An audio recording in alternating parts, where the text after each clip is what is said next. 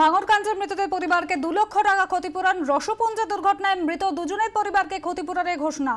বীরভূমে দুর্ঘটনায় যে 8 জনের মৃত্যু হয়েছে তাদের পরিবারের ক্ষতিপূরণের ঘোষণা করল রাজ্য সরকার। আপনারা একবার জানিয়ে রাখি, ভাঙড়কান্দের মৃতদের পরিবারকে সরকারের পক্ষ থেকে 2 লক্ষ টাকা ক্ষতিপূরণ দেওয়া হবে। রসপুঞ্জ দুর্ঘটনায় মৃত দুজনের পরিবারকে ক্ষতিপূরণের ঘোষণা মমতা বন্দ্যোপাধ্যায়। বীরভূমে দুর্ঘটনায় 8 জনের পরিবারকে ক্ষতিপূরণের ঘোষণা।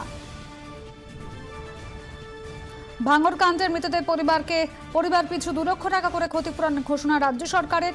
রসপুঞ্জে দুর্ঘটনায় যে 2 জনের পরিবারকে ক্ষতিপূরণ, বীরভূমের দুর্ঘটনা 8 জনের পরিবারকে ক্ষতিপূরণের ঘোষণা করেছে রাজ্য সরকার।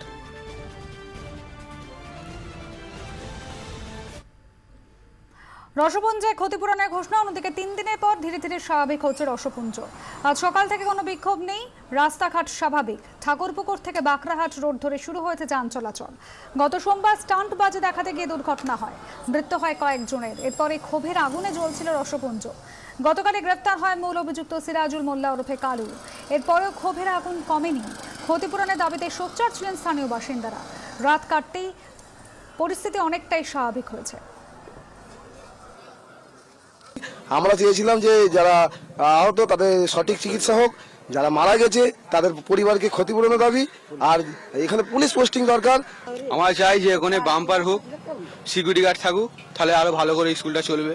অনেক ছেলেরা আছে এসে বাইক নিয়ে স্ট্যান্ড ফ্যান করে, অত্যাধিক স্ট্যান্ড ফ্যান করছে, গাড়ি আগুন ফাগুন জ্বালাচ্ছে, এসে ডবল স্ট্যান্ড ফেলছে, আগুন ফাগুন জ্বালাচ্ছে, ওইগুলো এখানে বন্ধ হোক। স্কুলের গেটে না হলো গাড়ি থাকে, স্কুলের গেটে গাড়ি থাকলে আমাদের বাচ্চাদের নিয়ে যেতে খুব অসুবিধা হয়। শুরুতে যদি বিধায়ক আসতো এত বড় ঘটনা আর ঘটতো না। বিধায়ক এখন লোক মুখে শোনা যাচ্ছে, আমাদের এখান থেকে লোক ডাকছে আলোচনা করার জন্য। আমাদের আলোচনা আর করার দরকার নেই, যদি নিজে থেকেই এই ক্ষতিপূরণগুলো দেয় তাহলে আমরা খুব উপকৃত হব।